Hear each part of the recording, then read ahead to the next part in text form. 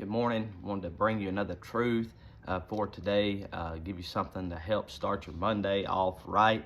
I preached a series of sermons at our church just here recently out of Luke chapter 22, verse number 31 and 32.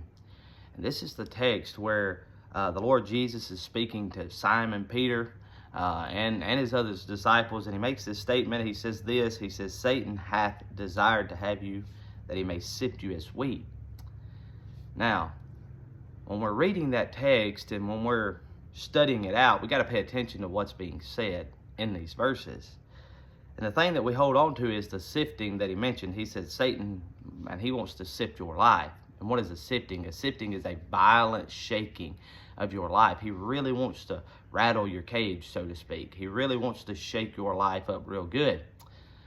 But the word we need to pay attention to in this verse is the word desired.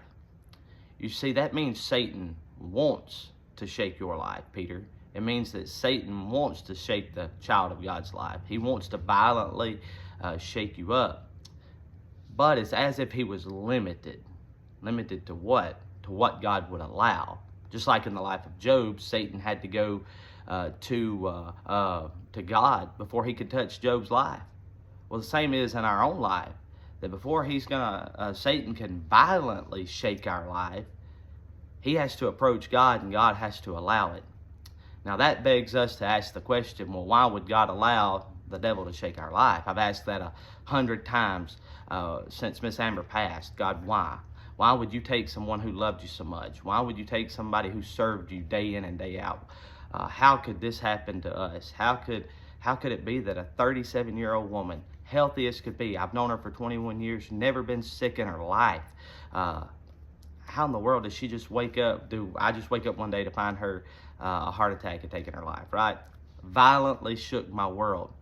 It causes us to ask those questions. But I go back to the book of Genesis in chapter 51, where Joseph said, what you meant for evil against me, God meant it unto good.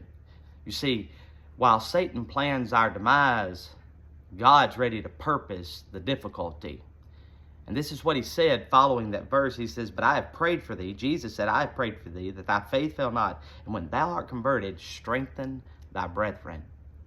Child of God, your sifting has been given to you to give God glory, by strengthening those that are around you. Take your story, take your sifting, and share how God brought you through. Y'all have a blessed day.